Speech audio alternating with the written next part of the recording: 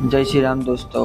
सवारे उठी गया छीए। पहला धरती माताने पगे लागीने भगवानने पगे लागीने હું એક ગ્લાસ પાણી પી લઉં છું।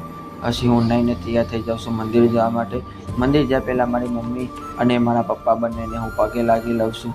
પછી હું નીકળી જાઉં છું મંદિરે જવા માટે। મંદિરે જતાં જતાં રસ્તામાં મસ્ત પક્ષીઓનો કલબલતો અવાજ સાંભળવા મળે છે, તે હું સાંભળીને આગળ વધતો રહું છું મંદિરે જવા માટે।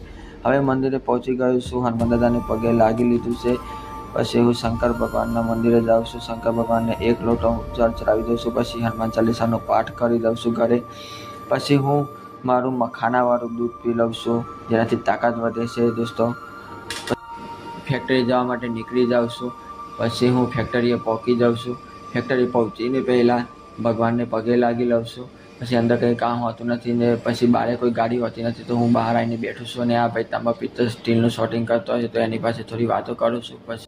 પછી મારે કોઈ કામ હોતું નથી, તો પછી હું શાંતિથી બેસીને માલ ઉપર ચડાવું છું। દેખો, તમે જોઈ શકો છો, આ લોચંબક ભંગારને ઉપર લઈ જવાનું કામ કરે છે।